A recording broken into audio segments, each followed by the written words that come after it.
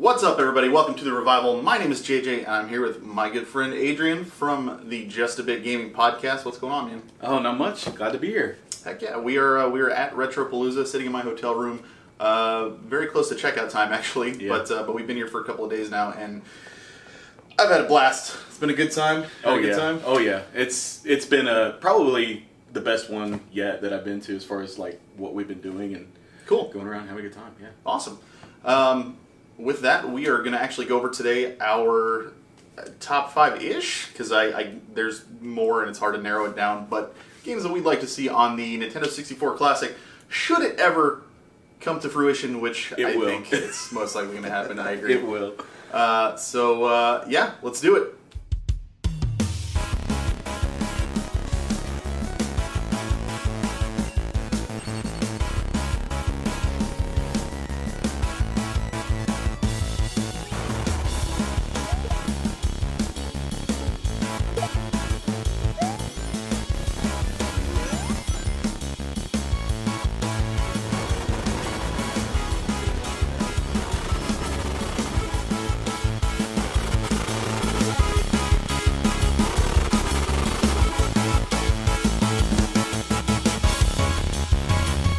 Alright, so I am personally, I'm super stoked that they are doing all these classic systems. You told me the other day that that you actually prefer to hack them and get the extra games on there, right? Definitely, yeah. I have not done that myself because I'm just I keep hearing horror stories about people, breaking their systems and stuff, and given how hard these things are to find, I just get worried about doing that.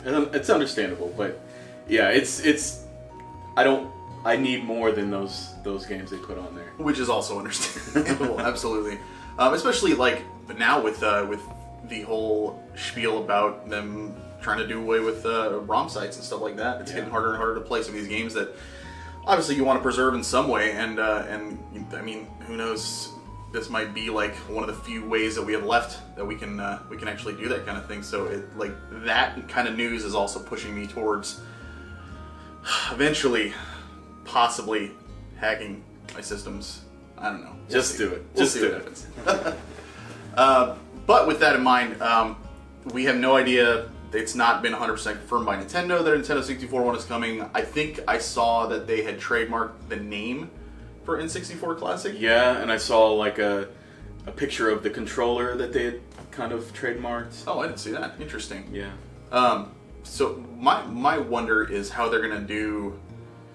I mean, because if it's a small system like that, they have to have 4 controller hookups. Yeah, you would think. I mean, so many games have 4-player options. Right. Yeah. That was the draw for the N64 was those 4 controller inputs, and if they don't, that's going to take a lot of people off. Yeah, for sure. So, I don't know, hopefully, with that in mind, that's kind of what we are hoping for and basing this on, because obviously Nintendo 64 had a bunch of multiplayer games, and that's kind of where we're going. Yeah. So, with that, you want to start off? Sure. We're each doing 5 games, by the way. 5 games. Like I said, this is no particular order. This is just 5 games that we would personally love to see. There's probably going to be some crossover. Yeah. But I mean, we'll talk about that as we go along too. So. Okay. So my list has a little bit of nostalgia for me. It's not necessarily the best games on the system, but the ones that I loved playing when I was younger. So I'm going to start with number 5 being Wave Race 64.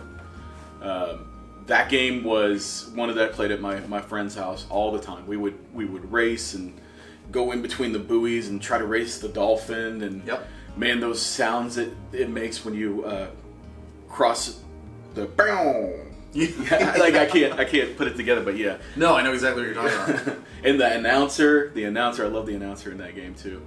It was just a fun game. We'd play split screen, or we'd just race single and try to beat each other's times, and it was a fun racing game.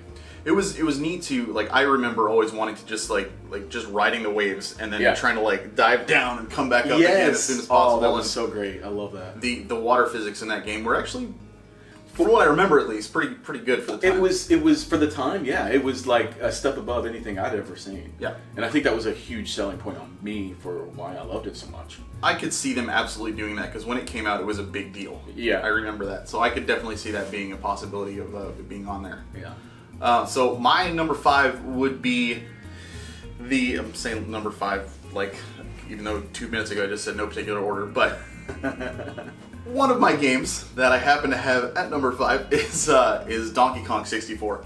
Okay. I just have always felt for so long that this game does not get the love that it deserves. The single player reminded me so much of like an upgraded Mario 64.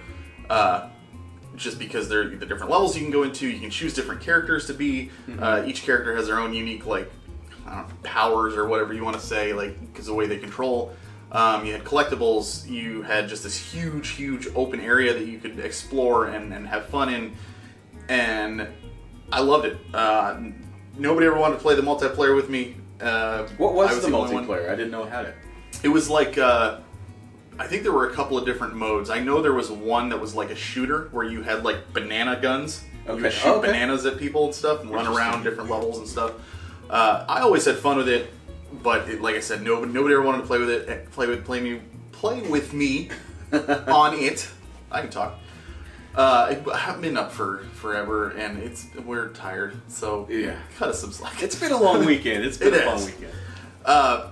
But I just really would love to see that game get some more love.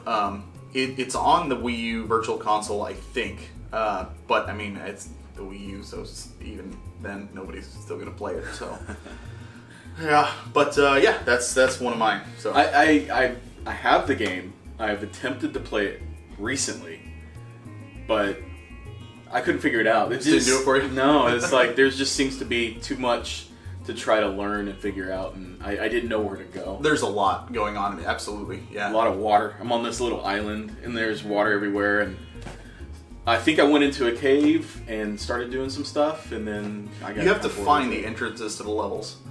Okay, and that's kind of what like that island that you're on is kind of like the main hub, like the castle in Mario 64. Kind of like or Banjo-Kazooie, which is kind of the same way. Yeah. I've never played Banjo-Kazooie.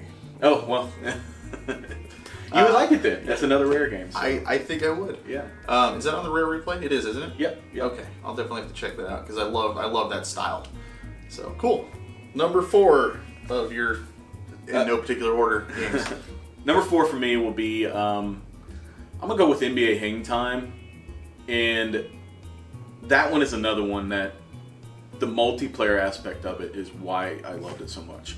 Like playing it by myself, it's fine, you know, it's fun, but when you have 4 people connected to the console and you got teams of 2 on 2, man, it would get brutal. We would just be in there and just having a good time. It was a party game, you know, and we were all into basketball at the time, and it was just a fun way for us to kind of compete with each other in a friendly way. I mean, we would literally spend all night playing games like that, you know, like the Hang Time and the Wave Race and stuff like that.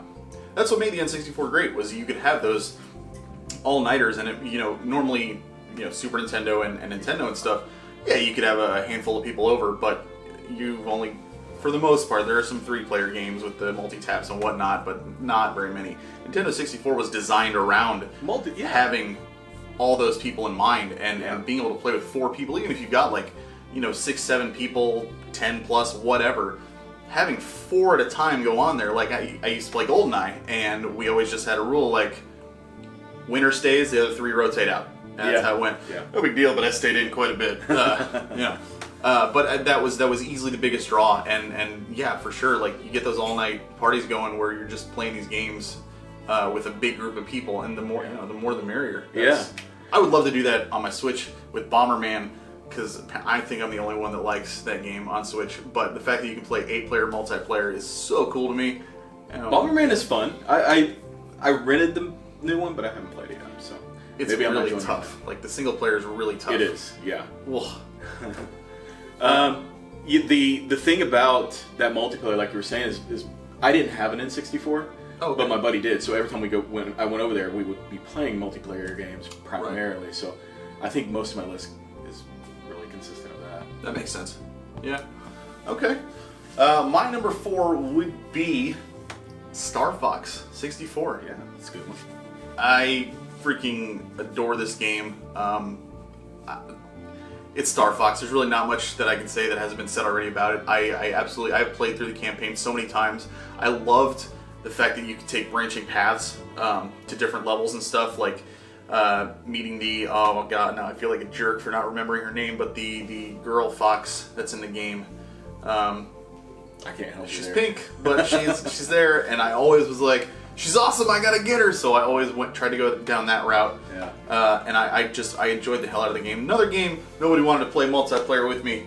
Oh yeah? And I love like space shooters and being a part of like in a spaceship and flying around and having dogfights in outer space and stuff. Yeah. And so that game was just so much fun to me. And when I go to conventions, every now and then they'll have a tournament, and I'm like, man, I haven't played in so long, but if this was back in the day, I would enter that crap in a heartbeat, dude. It was, I adore that game so much. And we were talking about the new one new on Wii U. Yeah. And how they forced you to use motion controls at first, and now you don't need them, which is amazing. And I was telling you, yeah, you need to check it out again without the motion controls, because it's so much better. For sure.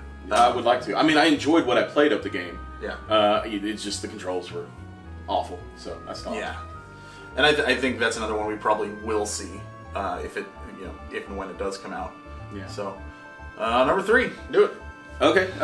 Number 3 is going to be Ocarina of Time, Legend of Zelda. I didn't have experience with this game when it came out on the N64. It wasn't until later. I had a GameCube, so I was able to get that special edition that came out. And I can't remember how you got it. Like, you had to reserve a game, or maybe you sent off for it in Nintendo Power. There was a few different ways. Yeah, I think one of them was a pre-order, wasn't it? Yeah. Pre-order for Wind Waker, maybe? Something like that, yeah. I don't remember, but that was my first experience with the game. I always knew that I missed out on it, so I was pretty excited to get a chance to play it. And I played it all the way through on the GameCube and really loved it. Like, got into that game completely, more than I thought I would. It was just, everything was kind of endearing and I don't know. It was a nice exploration game that I wasn't used to having. Yeah, absolutely. I love the hell out of it. It was funny enough, it's not on my list, but it was obviously, like, in my mind, I'm like thinking, like, well, it's obviously going to be there for sure. The main reason I didn't put it on mine was because it's been released so many times, over and over again. So I was just like, and I talked about a little bit about this in one of my previous videos. That's a game that I will never go back and replay all the way through again, because I just remember it being so heavy. It is. I enjoy it, but when it comes to Zelda, I prefer the top-down, the old school, like Link to the Past, original Zelda, Link Between Worlds, that kind of stuff. That's just, to me, that's my Zelda. But don't get me wrong, I love the other ones. I loved Majora's Mask. I loved what I played of Majora's Mask, because that stupid 3-day timer didn't let me finish it. Ocarina, obviously Breath of the Wild and stuff. Those are all great games, but I'm more apt to be drawn to the top-down, old-school ones. So. That makes sense. I mean, it's like the Mario camp. You like the 2D or the 3D, you can like both. Yeah, but for sure. Yeah, people prefer one or the other. I agree. Yep. My number 3 is actually a little bit of a surprise to myself. But the more I thought about it, the more I was like, I think I would like it on there. Paper Mario. Okay, yeah. So I loved Mario RPG on Super Nintendo. That is a fantastic game. Amazing. When they said they were doing a spiritual successor to it, I was super excited. I was like, great. And they showed screenshots for it, and I was like, I'm not as excited anymore. Oh man, dang. Yeah. Because I was like, okay, so now you're just making this like 2D style, which I was okay with the style and the way it looked. What really I didn't like about it, the idea of it at least, was that you were losing 3 party members and only having 2, which you can only switch 1 out and stuff. I like controlling a big party of characters, right? And that's why I like turn-based RPGs and stuff. So that was a bit of a turn off at first, but then I played it, and I enjoyed the hell out of it. And Is it one of my favorite games on the N64? I mean, it's up there. I wouldn't like if this was a game of our top N64 games, it wouldn't be on my top 5. That's for sure.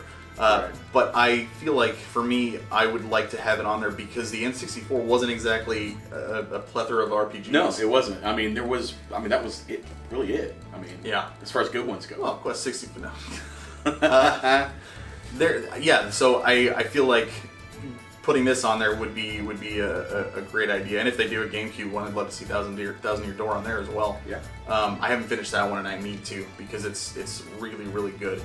But yeah, Paper Mario is it's a solid game, and I think it's a really good RPG for the time period too. So number 2. Okay, so another multiplayer great one, Mario Kart 64. There's really like everybody knows Mario Kart. Everybody loves Mario Kart. People who don't play video games love Mario Kart. My wife is a Mario Kart. She's so good at playing Mario Kart. She'll beat me every time, and she doesn't play games. You know, that was one of those games that everybody loved and everybody played. Yeah. And just like with the other 2 multiplayer games that I talked about, we would play that all night long. I mean, we would just have so much fun. I would always choose Yoshi. He was my guy. Yeah. And I actually chose Luigi. Luigi? Okay, yeah. Well, did he ever pre-Death Stare Luigi, I guess? Yeah. Yeah. But yeah, I always chose Yoshi. Green was my favorite color. I always liked the character design of Yoshi. Yep. I don't know that there was any real benefit to him on the racetrack. I don't think him himself. I think just like the other Mario Kart games, I think they all had their own. Like you had your small and fast characters, you had your medium and well-rounded characters, and then you had your large and slow to accelerate but fast as top speed characters. And I think he was like a medium. He was, yeah. Well, I liked well-rounded carts. Like I couldn't do the bigger carts. Yeah. Those would always screw me up. I couldn't. You hit a wall or something, you're boned. Yeah. Yeah, the smaller ones too were kind of fun because they were fast to take off, but their top speed was slow. So I would have people pass me up. I was like, I don't like that. So yeah, Yoshi absolutely. was a good medium. That's my number 2 as well. Was okay. Mario Kart 64. Nice. I absolutely loved the battle mode in that as well, especially if you had 4 people. Yes. Oh my gosh, that was so much fun. I'm glad you bring that up. I didn't even think about that. We probably played battle mode more than we played absolutely. Racing. Yeah. Yeah. It was competitive, and it was just like with Hang Time. We were able to, in good fun, be competitive with each other and have a great time. Like, yep. Get rid of those balloons up top of your head. The level designs were great. Yes, the they were. Multiplayer maps. I always wanted more, but they were the ones over there were fantastic. The multi-tiered one where you had the 4 blocks on the stage. Yeah. Uh-huh. That was the best, hands down, the best map in battle mode. And I think that's one of the best moves that they made is that they continually, in the new iterations of Mario Kart, they keep bringing back some of those old ones as well that work really well. Mario Kart is just fantastic. I don't think there's been a bad Mario Kart that's come out. Really, no. Yeah. I mean, it's arguable as far as which one is the best, and I think that's going to depend on personal preference. But 64. I will say 64 is probably the one I spent the most time with. Me too. Yeah. I never had Double Dash until this year. Oh, really? Wow. Yeah. I mean, I played it because my roommates had it years and years ago. But yeah, as far as owning it myself, I just didn't have that much time with it because I didn't own it.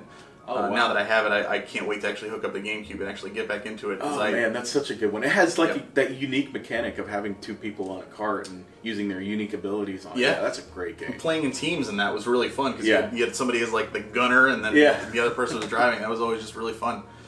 And then I think we have the same number 1 as well. I believe so. Like Mario 64? Yeah, of Mario course. 64. Why would you choose anything else? You've got to have that on there. That is the most nostalgic game for the N64. Yeah. That was a system seller. I mean, that was the game of games at the time. Everybody wanted to be Mario 64. Not for me. Oh, really? I may have mentioned this on TFN, but funny story. The first time I ever played Mario 64 was at a Best Buy. They had a display for I was a Super Nintendo kid. I played the hell out of it, and I heard the new systems were coming out, and I knew about there was the console wars, Nintendo and Sega, and I go into Best Buy, and my mom was getting something else, and she just kind of left me over by the video game stuff. She knew I'd look at it, and they had a display for Sega Saturn with Nights into Dreams on it, Yeah. and then Nintendo 64 with Mario 64 on it. And the first thing I did was obviously I was like, oh sweet, Mario, I'm totally gonna check out this new one. And I go over there, and it's my own fault. Wholeheartedly know it's my own fault. I grab the controller and I grab it by the sides. I ignore the thumbstick completely.